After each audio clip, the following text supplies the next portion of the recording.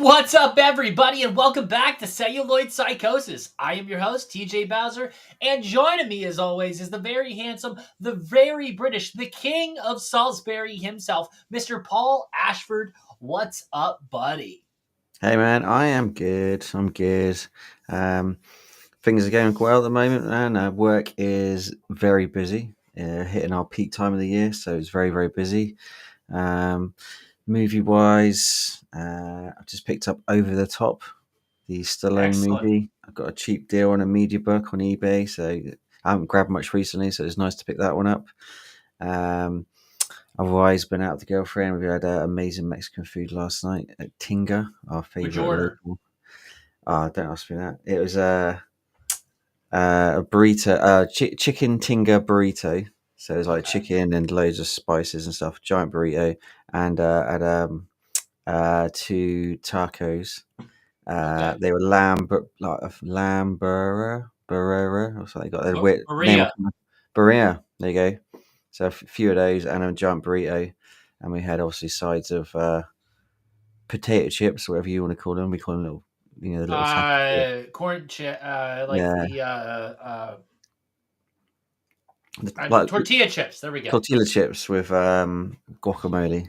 Yes. Yeah, it's really good. Amazing, really good. Yeah, man, that's been good. I've been looking forward to this weekend. We're going to see Evil Dead 1 and 2 back to back on 35mm. Very Any excited physical about media that. pickups? Just over the top for me. That's it? I think, yeah, man. I said I've been a bit sparse. Okay. Been a bit money's obviously blew out loads of stuff for Halloween. We did loads of events and stuff. So yeah, trying to Fair enough. keep it on the down low at the moment. Well, other than our turtles, which is going to be coming next. Oh yeah, that's December. Yeah. Also pre-ordered that as soon as it was announced because that's a must-have for me. You didn't get the mask? No. From Arrow. No, Did you see that? What that looks like? No, I did not. Oh, dude. Okay, so we're gonna take a sidebar here. Where is it? Okay. So I have to say, I bought this mainly because of my wife. This is one of her favorite movies. So this is the limited edition. Mm-hmm. This is a slipcover for a box, Paul. Oh, damn, have you seen this? That's beautiful. No, I have not. Nice. So then you get your standard box, right? Sturdy, yeah. And then you get your normal. And the cool thing about this is the book is a newspaper. Nice. That's cool. It's very cool, and I love that alternate art. That is so rad. But it's just the slip cover on the box itself. Yeah. Beautiful. Now the question is this the new standard for limited edition, and will our turtles look like this? I hope so. Right? We can but hope, yeah. I love that artwork. They got squeeze 3 movies in the box, so they have to. I hope it's at least that size. Well, that means I can finally get rid of my New Line Cinema 3-pack. Speaking of movies, I forgot I did watch The Smashing Machine. Did you? I enjoyed it. Very good. Yeah. And the girlfriend enjoyed it too, Jules. The Rock actually got some chops? Yeah, definitely, yeah. And obviously it's A24, so I love all that stuff anyway. But yeah, no, it was good. It was good. Yeah, good fun. Yeah. How about you? Man, flat out at work, we are approaching busy season as well. The same as you. We both work in that retail life. But so we're preparing for that Black Friday ramp up very soon. Yeah. Yes. But we're keeping steady. I hit up the Barney's and Nobla Criterion sale. I got Night and Fog, which is a Holocaust documentary. I got Thief by Michael Mann, Bottle Rocket, Sorcerer, and The Irishman. Nice. Yeah. Some awesome movies. Now, I didn't know, and I got Train Spotting. Did I say that? No, Train Spotting. But did you see what the thing that annoys me about that is? It's a digipack, right? But it's bigger and a different shape than all the other digipacks that Criterion's made. So it's sitting. It's the weird one right there. You can see one poking out. Yeah, it's that Train Spotting 1. that annoys the piss out of me. And that movie's tremendous, don't you agree, Paul? Like, It's an amazing film. amazing. Yeah, yeah. But now it's just gonna fucking stand out like a son of a bitch on my Criterion shelf because nobody can make it a normal size. And nothing on the listing on Amazon said that there's going to be a goddamn digipack that looks like an envelope, so it doesn't even like come together normal. Awful stuff. But you know what? You know what's not awful, Paul? This week's pick, and it's my pick of one of my favorite filmmakers of all time, and that is Michael Romer. And the film is The Plot Against Harry from 1969, or is it from 1971? Or is it from 1990? Paul, this is something we should address right off the bat because we had discussions about this several times while leading up to this episode. And Paul, we're going to say it's 1969 because that's when it was originally filmed. Yep. And then some sources say 71 it was finished. And then it was lost for like 20 years. And then it was released. And then the Criterion was like, it's mine. And it's kind of been chilling. And it's like the film aficionado dudes, they love this movie. And that's kind of where it's been sitting. And then the Film Desk released a Blu-ray recently. And is that Vinegar Syndrome, is it? That is a sub-label of Vincent. Yes. And I own all of Michael Romer's feature films. The other films are Nothing But a Man, that is a Criterion movie, and Vengeance Is Mine, which is also done by the Film Desk. Each film has different subject matter. Vengeance Is Mine is a traumatized girl. Nothing But a Man is a black man in 1960s America. So each of these films kind of share the plight of a different person in a very different perspective. Right. And two of them are in black and white. So very, very interesting. Not a big black and white guy, but when it comes to Michael Romer, fantastic stuff. Directed, written by Michael Romer. This was starring Henry Nemo as Max, Martin Priest as Harry Plotnick, and I just don't want to undersell his talent. Is just tremendous. He is a physical actor. He is just awesome with the comedy. Just so believable in the role. Ben Lang as Leo, Maxine Woods as Kay, Jacques Taylor as Jack, Jean Leslie as Irene, Ellen Herbert as May, Sandra Kazan as Margie, Ronald Corleone as Mel Skolnick, and Max Ullman as Sydney. The plot on this. So, The Plot Against Harry is a satirical comedy about Harry Plotnick, a Jewish ex-gangster new release from prison in the late 1960s New York, trying to return to his old rackets. He finds his criminal world fading and his family indifferent. By chance, his legitimate ventures, like a catering business, bring him unexpected respect in his community. Mistakenly, viewed as a generous civic figure, Harry drifts towards redemption without intending to. Shot in a cinema verite style, the film's humorously contrasts moral decay and social reinvention, turning Harry's failed comeback into a quietly touching story of accidental renewal and reluctant respectability. So that kind of gives you a little bit of broad overview of what the film is. Yep. So essentially, Harry is the bookie for the 1960s mob. He goes to jail as the fall guy for is it ever said exactly what he's in jail for? I don't think Other so, than just general bookie stuff. Yeah. So he gets out of jail, and his assistant, Max, right? Yeah, Max. Picks him up from jail, and he was late. I guess. And almost immediately, the first interaction you see between Harry and Max, it sets the tone for like, this is where they stand. You know, this is their relationship. And Max is very, how do I want to say, bends at the knee for anything Harry really tells him to do. And that comes up very like later in the film with the burning of a book.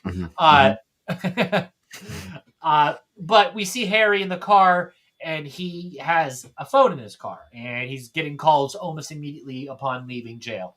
So it kind of shows you the importance of his role in the mob, in how he's trying to get back into the footing of things, like immediately upon release, right back into the thick of mob lifestyle. Paul, thoughts and feelings before we go further? Wow, I'd never heard of this film. I'd heard you mention Michael Romer before, saying that he's one of your favorite directors, and I was like, I've never heard of this guy. I felt a bit unprepared.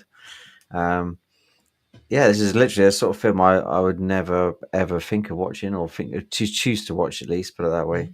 But I was very, very pleasantly surprised. Will be my first thoughts on this film. Did you find yourself laughing ever? Yeah. Yeah. Yeah. Like I said, he's very physical with some of his stuff. Anytime there's a repeating gag in the movie where he passes out because early on we find out that he has a bad heart, or he thinks he has a bad heart. And we see him pass out, and he insists it's because due to constipation. I know my body. So the first time he passes out, he goes to the hospital, and he uses a fake name, the last name of Shapiro. Oh, very Jewish of him. This movie is bathed in American Judaism. It is everywhere. And we'll talk about that because shit's important. Anyway, Harry, large heart, all this stuff. Plays into the ending. Don't want to get into that yet. But upon release, he's kind of finding out, reintroduction to his daughters, finding out that he has a daughter he didn't know about. So you kind of get this really intense feeling that his family's estranged, especially his ex-wife. His ex-wife just hates him, dreads him being around, to the point where she wants to see him back in jail. Paul? Yeah, I laugh. I just found some of it, like you said, I did laugh at some bits. It's just like I don't know how to describe it. It's like a slice of life, but a life I'd never know about. Because like this sort of Jewish gangster. Would you say gangster? It's like yeah. Because like the people around him think he's a gangster, don't he? And one thing I really did like about this, there's a lot of pretty ladies in this film. Yes. A lot of pretty ladies. But yeah, there's funny little bits of humor interspersed in there. So I love Harry's mum. Yes, he's like really sort of kind of overbearing, but really caring of him. Sister, not his mom. That's his sister. Oh, I thought it was his mom. They even somebody in the nursing home that she lives at makes the statement that most people don't only treat their mothers like this, let alone their sister. Treat their mothers like this. Well, I completely missed that. Yes, that's his sister. Really? And she has this thing in her head where Harry wasn't in jail for all these years. Yeah. He was off working somewhere. And for the entire length of the film, up until where she sees him doing a deposition before, I think, is it TV, Congress? She's really kind of ignorant to the fact that he is an integral piece of the New York mob. He goes to visit her, doesn't he? I thought it was his mum, and she was like in some sort of nursing home. He goes to visit her not long after he's been released, and she's I've been telling everyone about you, Harry, and she tries to introduce him to a few of her sort of older friends. May, yeah, they're all very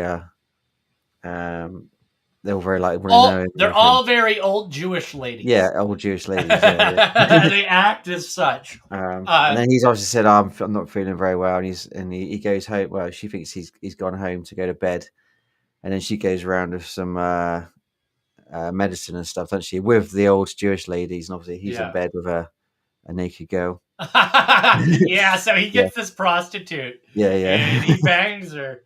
And he's like laying in bed. I love how it's shot too. Like it's totally comedic. Doesn't reveal her till right at the end. Well, she walks in and finds her bra, and she picks it up. As soon as that happens, Harry, I know when I'm not wanted. Yeah. And she like walks away, and Harry gets up and pulls the blankets to reveal a naked girl next to him. Exactly. Fantastic stuff. Yeah, it's just like a very sort of, I want to say slow burning, but it's not really. That's almost a bit of a disservice because it's like Leo's the catering guy, right? Yeah, so Leo's his ex-brother-in-law, right? Yes. So we see a scene where they're in the car, and Harry like runs this dude off the goddamn road and almost kills them, and he realizes it's Leo, his ex-brother-in-law, and he's kind of like a very flamboyant Jewish man, and he runs this catering business, and all of his reactions are very extreme and over the top, Yeah, and I love it.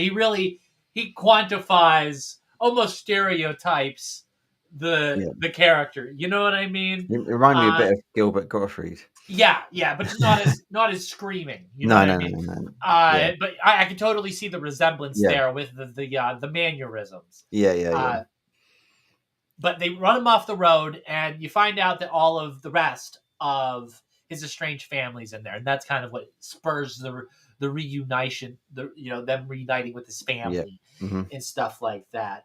A scene that I do find very fascinating, and I will say, well, a lot of these scenes are very fascinating because every single time the scene changes, you're introduced to this set piece, and it's completely different from the Hmm. one before it. Whether it be a bar mitzvah, whether it be a fashion show. Yeah, What was it? Was it a basketball game or something of that point? I can't remember. But it's always like these very different yeah, dramatic set yeah, pieces yeah. of them doing different things, and it's all like so different from each Hmm. other that Hmm. it really kind of makes you run the gambit of this is this guy's life, Yeah, and this is all the shit that he's involved in. I wasn't thinking of a gym. Boxing. That's what it was. yeah. It was Oh, a of course, yeah. boxing gym. Yeah. Hmm. Oh, yeah, because he's got his guy who used to work for him, right? Because he's making his rounds to try to kind of get Yeah, his foot get back his in the team back. door Yeah, yeah, to yeah. make money, because it's alluded to that he has money, but he has Hmm. to keep making it. Hmm.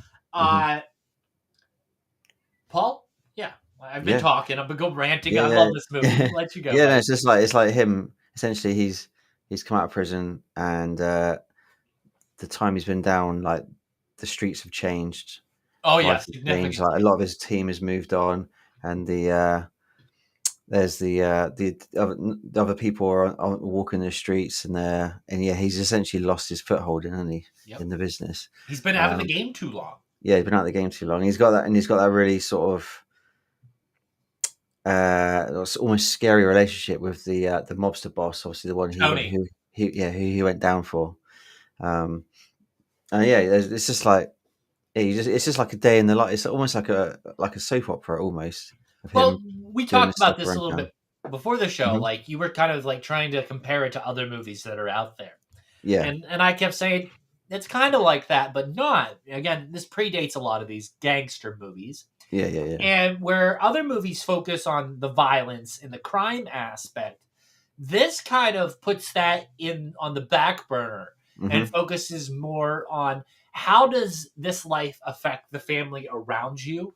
yeah, What happens after this life? hmm, And what are the long-term effects of being involved with these type of people?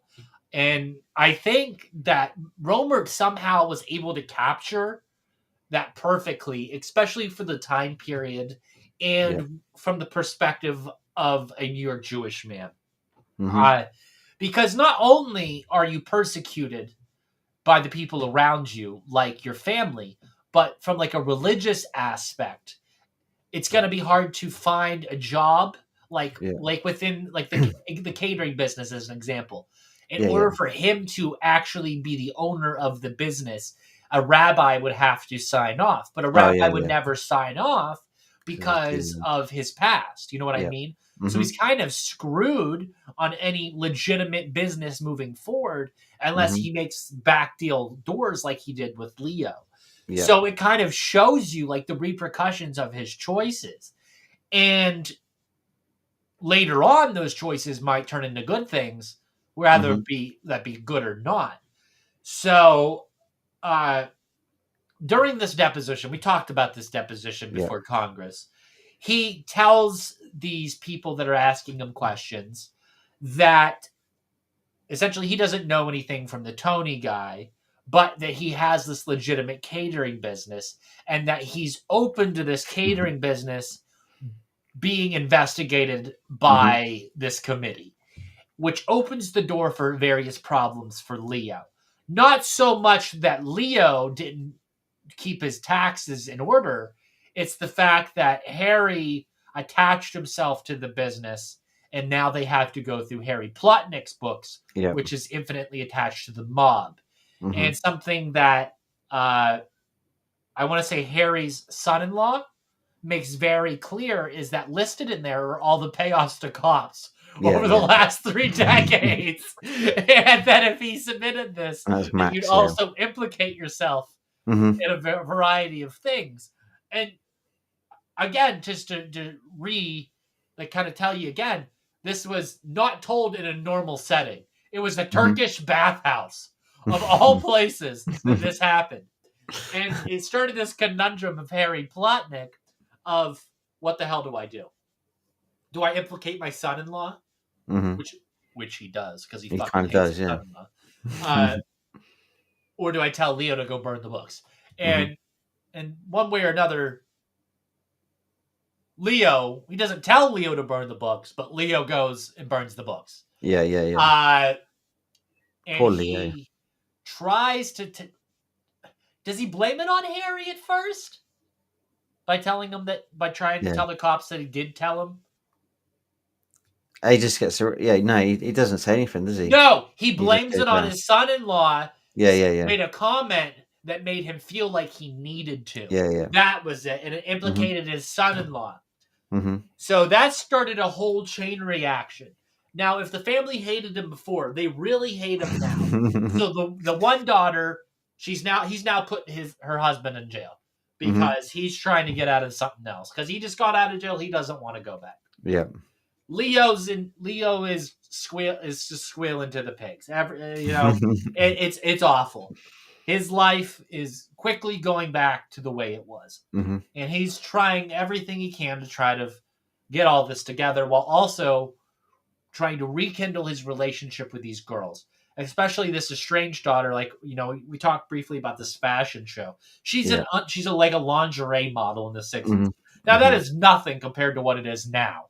A lot less skin is shown. Yeah, yeah. Yeah. But that And doesn't mean the mother wasn't judgmental of it. Paul? the younger daughter who's doing the lingerie. Well, actually, they both do it, don't they? They both do it. Both his daughters do it. No, But the well, the young, one girl does the older daughter takes inappropriate photos with her husband. yeah, her husband, but yeah, Yeah. who's the guy that's come out of jail? But the younger daughter, she's her boyfriend is the photographer guy, and he's a bit of a weird guy, I thought, because he has a big part, well, a fairly big part in the story to him, because he's the one that photographs Harry. They have that. That's another thing. That scene in they have the party on an underground train.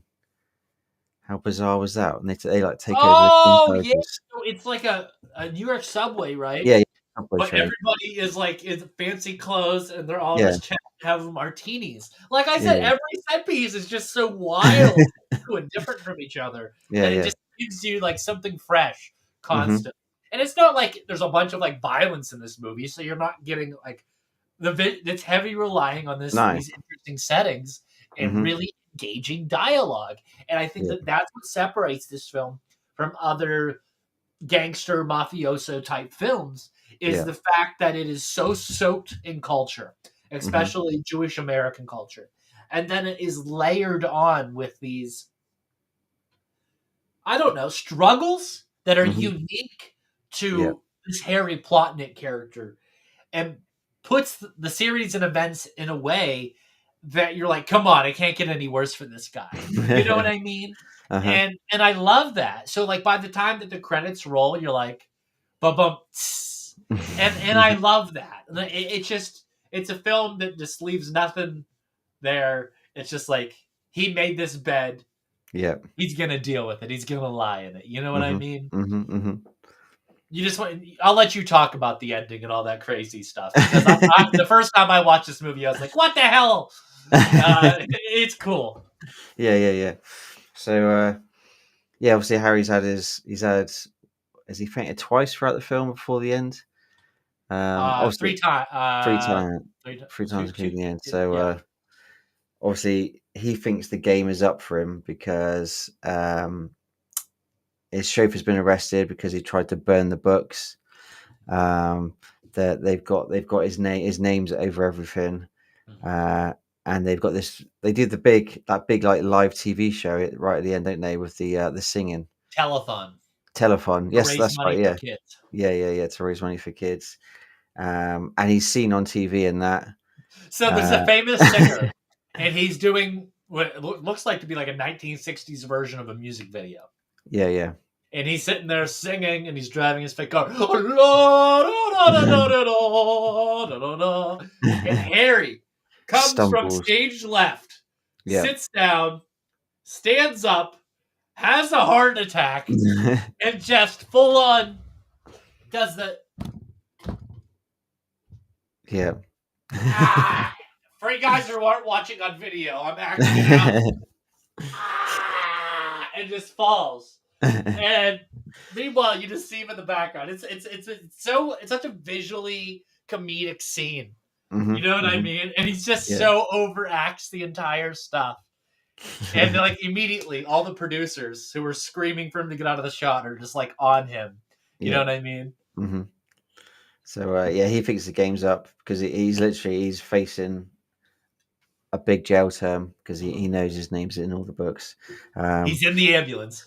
Yeah. So yeah, he has this heart attack and he literally thinks he's dying because he knows another big part of the film. He knows he's got an enlarged heart because it was from that first hospital scene. Mr. Shapiro. Yeah. So he thinks it's up, and he realizes that's it. He's going to pass away. So he kind of starts seeing the error of his ways. So he does like a big donation to the telethon, and then he like doubles it or he like triples it, doesn't he? As well, he like puts in like a huge amount because obviously and it's live on TV. This is all live on TV, and his name's on there, and it's saying, preface this that he spent $55,000 on the business earlier. Yeah. And then I think they say 50,000. Then he's now putting in onto the telethon, and his name's in. That's it. His name's in the lights as well because it's live on TV. Yep. So everyone's seeing like really what a great guy he is. And then he's in the ambulance going to the hospital, thinking he's literally dying, and he's got there's a few people in there, and then he just, even though he didn't do it, he admits to telling Leo to burn the books. He completely admits, he goes like, drop it on everyone else. It was me. Thinking he's fine, his friends are going to be okay, but then he gets to the hospital and it turns out he hasn't got an enlarged heart, and it's actually constipation, and he just needs to chill out of it. And now he's broke. Yeah, his family hates him. Yeah. Oh well, his family kind of. No, his family kind of likes him. Yeah, but he's broke, but he's kind of. He had to give up everything in order for his family to embrace him again, I guess. Start liking him again, yeah. So and then the credits roll. Yeah, so it's literally like a big turnaround in life for him. Yep. But he has lost a lot of money. He was forced to give up all the bad stuff in order to have a good life. Mm-hmm. He did kind of question, do I have to give that money now for the charity? He's like, yeah, it was live on TV. You had no choice. I think, honestly, like all of that, like that money was earned through the mob. So in order for him to truly purge himself of that lifestyle, he had to get rid of all the money that was earned in a bad way. Mm-hmm. And also don't forget that he switched the rights to the business, the catering business. Yeah. To his ex-brother-in-law. So where he would make the profit, not him. Yeah, that's right. So he's literally giving away everything, but he's got the love of his family back. Yep. Not his ex-wife though, but no, Kay hates him. Yeah. So yeah, it's kind of a big redemption story, I guess. Mm-hmm. But is he going back to jail? I don't know. Yeah. Maybe. No, he was going to jail, wasn't he? No, he is going to jail because he's admitted to the telling him to burn the books. Didn't they say it's going to be at least 12 months or 9 months or something? Yeah, I'm sure. Yeah, they say that right at the end. But he kind of doesn't care about them because he knows he's got his family back, and they're gonna visit him. He even asked one of them, "You're gonna come visit me?" So you're gonna come visit me on Sundays? Yeah, that's right. Yeah. So yeah, it's kind of a redemption. But it's just like a really nice, cool, chill film. Mm-hmm. Kind of gives you a bit of insight, like you said, into like Jewish Americans in the 60s. Yeah. it just reminded me so much of Goodfellas, and it makes you wonder, did Scorsese watch this film and think, oh, he took away some stuff for this to put into Goodfellas? Obviously, there's zero violence, but it didn't need to have violence. It would have been a totally different film altogether if they'd put in sort of any sort of violence in there. But this is just like a And it's one of these films that I'm okay with it being in black and white because it really doesn't need color. I don't think it would really no, add to the film. I think the characters are colorful themselves, hmm so that like you don't even need that. yeah, I like the visual presentation of the movie. Like I think it's so unique. yeah, almost gives it a bit more of a documentary style as well, being in black and white. Yeah, I agreed. So yeah, very sort of realistic. But yeah, it's just I enjoyed it. It was just a strange, like I Did you said, not say this that. is one of Wes Anderson's favorite movies? Yeah, yeah. So obviously, I knew nothing about this film, so I kind of looked around online a bit, and this is in Wes Anderson's top 20 movies. Huh. Yeah, Go he just figure. say he loves the style and everything. So yeah, yeah. There you go. I Um, guess it's kind of his style of comedy, isn't it? yeah, If you yeah, yeah, really think about it and like hmm think about his movies, it's yeah. exactly that. But it's quite interesting reading about the film because obviously, like I said, it was made. They filmed it, I think, over a couple of years. So it was like Mhm. 1969 is when they finished it. It didn't get a cinema release until 1971, and then no one saw it. They kind of didn't know what to do because it was kind of a funny comedic gangster film, and they didn't know how to market it, or they weren't sure people were going to see it. So yeah, it was in a very handful of cinemas, I think, and no one saw it. And then obviously Michael Roma was upset and just kind of buried the film. I'd love to see this Um, with an audience. yeah, definitely. And I think I read that like years later, so we're talking about 89 now, he decided to get the film transferred to video, Oh, so he could watch it with his family. And the guy that transferred it apparently watched it himself and laughed and goes, "This is a great film. You should release this. You should re-release this." I Uh, found a original poster for this movie on eBay. It has a really? little bit of damage, but Yep. I'm considering putting the bid, sending it off to Nice. restoration, then getting it framed. Yeah. Just because it's like one of my favorite films, Mm-hmm. and like all of my favorite movies, I have posters from. Like I have an original day bill of Dead Kids from Australia. I Nice. have the coming attractions to Predator 2. I Mm-hmm. don't even know if you can see the little bit of the Mondo poster from The Crow, the Right. special Nice. the Believe in Angels one. Yeah, Uh-huh. cool shit. Nice. Mm-hmm. If I like the movie enough, I'm gonna get the special poster for it. So yeah, it's got a cool backstory. The film. Yeah, So it's great that it's kind of re-released. And that's what made me so confused when I was researching. I was like, what's up with all these different release dates or different dates attached to it? Because it was made, shelved, released, and then shelved forever, and then released again. And apparently, when it was shown in '89 or '90, it garnered so much praise. But yeah. Oh, and also I've read that the actors, they're not really actors, it's kind of people that they were real people, I essentially, believe rather it. than professional actors. Yeah. I Obviously it worked absolutely so believe well. it. Yeah, yeah. So yeah, it's just one of those sort of magical little films I'd never heard of. Yeah. But How you would you obviously rate it, Paul? Out of five. I would say a solid 4 to 4.5 out of 5. Okay, fair enough. Yeah. I would rate it 4.5 as hmm well. Probably Yeah, yeah. closer to 4.5. It's hmm just it's really well made. Yeah. It's an hour and 20 minutes, and I really appreciate well paced films that tell a story, get in, get out. It doesn't hmm hold too long. Uh, yeah, it's one of those movies where you watch it, you're like, damn, that was nice. That was a damn good story. Yeah. I'm ready for something more. And like you said, it hmm kind of makes you feel like you're ready for more of this mafioso gangster hmm genre of film right afterwards. It Yeah. gets you in that whole mindset of cool. Now give me the violence. You know what I mean? Maybe go watch an episode of Sopranos. Uh, that's definitely more Yep. violent than that. Uh, yeah, there's always the implication of violence with Harry Plotnick, Yep. but he himself is not an imposing character. So No. where he may threaten violence, there's nothing gonna come from it. Unlike No. that Tony character that we see throughout the film, he could possibly fuck somebody up. Yeah. Yeah. Well, they get him to at one point, don't they? Yeah. When that's another scene when they go to Tony's party, like a grill, Yeah, the barbecue the thing. barbecue, yeah, and and obviously the main boss guy is like doing the meat on the barbecue. You just tell, and obviously Leo is not Leo, Max, the chauffeur guy, is obviously a bit nervous. Well, He doesn't that want to be there. barbecue's why he has to testify, remember? Yeah. Because then he meets him on the golf course afterwards to That's not have right. to trouble Yeah. again. Hmm. And that itself is a very gangster movie thing, meeting on the Yeah. golf course. Yeah. Exactly. Yeah. So. It's great.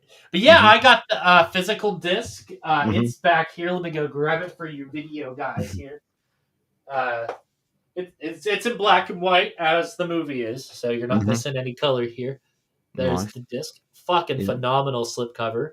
Definitely good Nice. representation. Then you got the original Yeah. poster stuff going on there. Hmm. Uh, there's 3 interviews with Michael Romer on the back. 1990, 2005, and 2023. Nice. A 32-page booklet inside.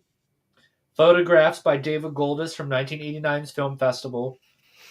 Michael Romer introduction to the published screenplay.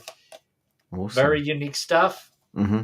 I believe there's still copies available on Vincent. I'd have to double check. Nice. Awesome. Yes, I agree. Paul, anything else you want to say about The Plot Against Harry from 1969, 70, 90? Say track it down. Yeah. Try and find it and give it a watch. Treat yourself. I was surprised.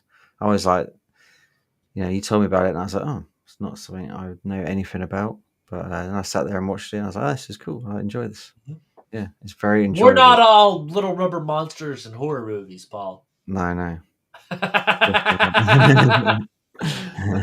Some of us love other genres, and I think this is a good episode where we show that. Paul, the ball's in your court for the next pick. Hopefully, I'll think of something. Yeah, I'll definitely think of something. Yeah, I'm sure you will. Buddy. Yes. So, Paul and I were discussing our show here, Celluloid Psychosis, is not going to end anytime soon. It's going to change possibly in the near future. We're going to still review movies. Maybe we'll review more movies and just give the news as a 20-minute portion at the end of the episode. And how about that? I'll give you 4 reviews a month instead of 2. Because Paul and I love watching movies. And any excuse to watch movies that we normally wouldn't is very much welcomed. In a great conversation, and we live for great conversation, just like you guys. And if you want to hear great conversations just like this one, head on over to www.projectlouder.com or anywhere else you consume audio-only content. It includes Amazon, YouTube, Blueberry, Google, all that fun stuff, Spotify too. We are there. I am your host, TJ Bowser, and that is my British pal, Paul Ashford. We'll be back next week at the same bat time, same bat channel to give you all the good stuff. Paul, have you made your decision on pick yet? No. I thought we're going to do physical media next week, right? Yeah, we'll do physical media, and we will update you on how the show will evolve, change, and all that stuff. But until next time, bye-bye now. Ta-ta. Bye-bye.